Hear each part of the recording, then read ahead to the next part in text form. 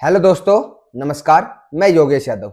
आज मैं एक ऐसी बीमारी के बारे में बात करने जा रहा हूं, एनाप्लाज्मोसिस बीमारी, जो पशुओं के अंदर आती है। ज्यादातर यह बीमारी संकर नस्ल की गाय और ज्यादा दूध देने वाली गायों के अंदर आती है, या कमजोर पशुओं को ये ज्यादा संक्रमित करती है। तो हम देखते हैं कि फील्ड के अंदर ज्यादातर डॉक्टर इस बीमारी को पहचान नहीं पाते, या पशुपालक उस पर ज्यादा गंभीर सोच नहीं पाते हैं, जिसके कारण बहुत ज्यादा पशुओं में हमें मृत्यु देखने को मिलती है। और जब पहुंच पाते हैं तो इस लास्ट स्टेज पर पहुंच पाते हैं कि उस पशु की हम जान बचा नहीं सकते। तो पहले से हम क्या बचाव कर सकते हैं, इस बीमारी की क्या पहचान होती है और ये बीमारी किस तरीके से शरीर के अंदर फैलती है, क्या इसका उपचार है, इसके बारे में संपूर्ण जानकारी मैं आपको इस वीडियो के माध्यम से आज आपको बताऊंगा, बिल्कुल साइंटिफिक तरीके से। तो जो भी साथी मेरा अभी इस चैनल से नया जुड़ा है वो कृपया करके पहले चैनल को सब्सक्राइब कर ले, साथ में ऑल वाला बटन दबा ले, जिससे आने वाली हर वीडियो की जानकारी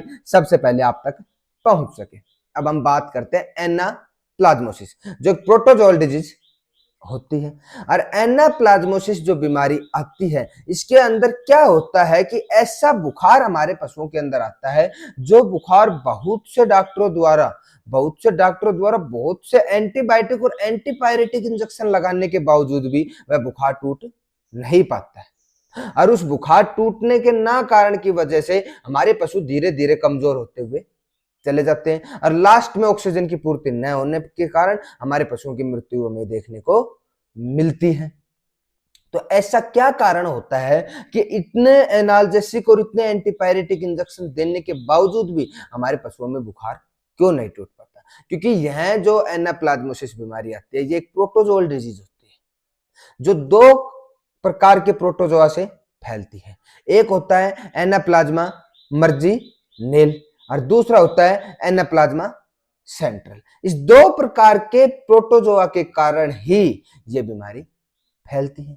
और इस बीमारी के फैलने के बाद लक्षण क्या आते हैं, ये बहुत इंपॉर्टेंट पॉइंट है कि ये बीमारी यदि हमारे पशुओं के शरीर में आ गई है तो बीमारी आने के बावजूद हमारे पशुओं में लक्षण क्या देखने को मिलेगा। तो सबसे पहले हमारे पशुओं के अंदर टेम्परेचर बढ़ा हुआ मिलेगा, 105 से 107 फ़ारेनहाइट के लगभग टेम्परेचर मिलेगा।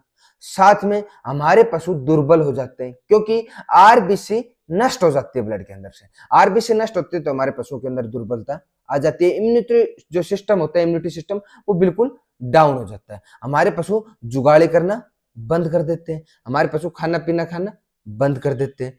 कई पशुओं में तो मैंने देखने को मिला है कि जब आरबीसी डाउन होगी तो उसकी जो श्लेष्मा झिल्ली होती है, आंखों की श्लेष्मा झिल्ली होती है, या शरीर के ऊपर कई जगह श्लेष्मा झिल्ली होती है, तो श्लेष्मा झिल्ली है वो पीली पड़ जाती है, या फिर उसके अंदर ज्यादा ब्लड के काउंट कम होने की वजह से वो सफेद भी पड़ जाती है। तो ऐसे लक्षण जब हमारे पशुओं में आते हैं, जिसमें हम प्रोटोजोआ इंजेक्शन दे देते हैं बेरिनिल, फिर भी बुखार नहीं टूट पाता है। हमारे पशुओं के अंदर हम देखते हैं कि हमने हैवी से हैवी एंटीबायोटिक लगा देते हैं, फिर भी बुखार नहीं टूट पाता है। उन सब का एक ही कारण होता है कि यह बीमारी की पहचान हमारे से नहीं होती है। और यदि सटीक बीमारी की पहचान हम कर लेते हैं तो हमें 100% रिजल्ट मिल जाता है और हमारे पशुओं की जान बच जाती है। तो उसके लिए हमने ये चैनल बना रखा है कि जिसकी वजह से आप बिल्कुल सटीक से सटीक जानकारी आप प्राप्त कर सके। आप कभी भी दो बीमारियों या तीन बीमारियों के कंफ्यूजन में ना रहे, जिसके कारण आप कभी कोई सा इंजेक्शन, कभी कोई सा, ऐसा कभी भी नहीं करना चाहिए। बिल्कुल सही डायग्नोस करने के बावजूद ही बिल्कुल परफेक्ट ट्रीटमेंट निकल के बाहर आता है। और जब परफेक्ट ट्रीटमेंट आप फील्ड के अंदर यूज करते हैं तो परफेक्ट ही रिजल्ट्स आपको देखने को मिलते हैं और फील्ड आपकी बहुत ही बेहतरीन बन जाती है। तो आप कंटिन्यू ऐसे वीडियो देखते रहेंगे तो आपकी नॉलेज तो बढ़ेगी ही बढ़ेगी, साथ में पशुपालक भाइयों का भी फायदा देखने को मिलेगा और आपकी भी हर तरीके से मदद हो सकेगी। अब हम बात करते हैं कि जब ये लक्षण हमारे पशुओं में हमें देखने को मिले, एनाप्लाज्मोसिस बीमारी हमारे पशुओं में आ जाए, तो इन पशुओं के अंदर हमें क्या ट्रीटमेंट करना चाहिए। अब ट्रीटमेंट की बात करते हैं तो ये जो जो प्रोटोजोआ होता है, इस प्रोटोजोअल बीमारी के अंदर एक एंटीबायोटिक का यूज किया जाता है इसको कंट्रोल करने के लिए। जो एंटीबायोटिक होती है ऑक्सीटेट्रासाइक्लिन। अब ऑक्सीटेट्रासाइक्लिन इंजेक्शन है, इसकी डोज रेट इस बीमारी के अंदर होती है 20 mg पर केजी बॉडी वेट के हिसाब से। आप डोज रेट ध्यान रखिए कि 20 kg के मतलब 20 mg पर केजी के ऊपर हमें देना है, बॉडी वेट के ऊपर।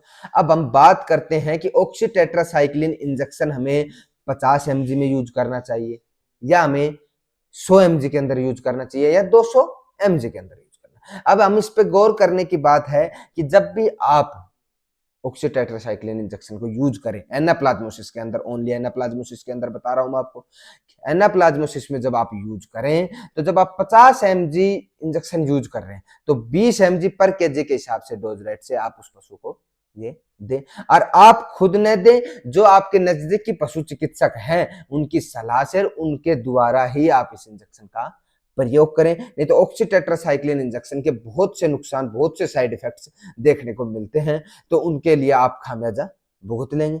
तो आप सबसे पहले अपने नजदीकी पशु चिकित्सक से सलाह से ही आप उनसे ही ये इंजेक्शन का यूज करवाएं। मैं ओनली आपकी नॉलेज के लिए ये वीडियो बनाता हूं, और जिसको मैं आपको बता रहा हूं कि सबसे पहले एंटीबायोटिक के अंदर हमें ऑक्सीटेट्रासाइक्लिन इंजेक्शन का उपयोग करना है, 20 mg पर केजी बॉडी वेट के हिसाब से करना है। अब आप लॉन्ग एक्टिव एंटीबायोटिक देते हैं तो 3 दिन बाद रिपीट करनी पड़ेगी। यदि आप 50 mg के अंदर नॉर्मल के अंदर एंटीबायोटिक यूज करते हैं ऑक्सीटेट्रासाइक्लिन, तो आपको कंटिन्यू 5 दिन तक देना पड़ेगा। यदि लॉन्ग एक्टिव लेते हैं तो आपको ये एंटीबायोटिक आपको अपने पशुओं के अंदर, जो वेटनरी प्रैक्टिशनर हैं उनको 5 दिन तक कंटिन्यू यूज करना चाहिए। और उसके साथ में एक इंजेक्शन मैं आपको बता रहा हूं, इंजेक्शन मिडो कार्ब इंजेक्शन, जिसको आपको 2.5 ml पर 100 kg के ऊपर आपको डोज रेट बता दिया मैंने, 2.5 ml पर 100 kg सिंगल शॉट देना है, एक बार देना है, इंट्रामस्कुलर देना है, उसके बाद आपको रिपीट नहीं करना है, और 5 दिन तक ऑक्सीटेट्रासाइक्लिन का उपयोग करना है। बुखार को तोड़ने के लिए आपको इंजेक्शन एंटीपायरेटिक देना पड़ेगा, तो एंटीपायरेटिक के अंदर आप मेलोनेक्स प्लस या मैग्लोडाइन इंजेक्शन यूज कर सकते हैं। दोनों की dose rate 20 ml intramuscular use करें। अब हम बात करते हैं कि इसके सपोर्टिव ट्रीटमेंट के अंदर हम क्या कर सकते हैं। सपोर्टिव थेरेपी के अंदर सबसे पहले हम इसमें ब्लड का काउंट, मैं बता रहा था आपको कि आरबीसी डाउन हो जाती है, तो आरबीसी डाउन होगी तो हमें ब्लड के लिए इसको आयरन सुक्रोज देना पड़ेगा, या फिर आयरन के इंजेक्शन आपको लगाना पड़ेगा। जो आपको सुटेबल लगे आप वो पशु चिकित्सक की सलाह से आप बता सकते हैं। ये चीजें मैं आपको स्क्रीन के ऊपर नहीं दिखाऊंगा, ज्यादा दिखाने से पशुपालक वही चीज अपनाते हैं, अपने नजदीकी पशु चिकित्सक से सलाह नहीं लेते हैं। आपको आयरन सुक्रोज का उपयोग करना है, साथ में आप हैवी मल्टीविटामिन का, मल्टीविटामिन जैसे मिकोएट एक्सेल इंजेक्शन को आपको प्रयोग में लेना है। साथ में उसका ब्लड काउंट डाउन हो रहा है तो उसके लिए आपको सार्काफिरोल लिक्विड के अंदर आपको यूज करना चाहिए। यदि आपके शरीर के अंदर, पशु के शरीर के अंदर डिहाइड्रेशन आ रहा है तो आपको लिक्विड, आपको फ्लूइड थेरेपी पशु को दिलानी पड़ेगी। साथ में आपको आयरन टॉनिक अपने पशुओं को देना पड़ेगा, और ऐसे ट्रीटमेंट यदि आप करते हैं तो आपका पशु 100% रिकवर एनाप्लाज्मोसिस से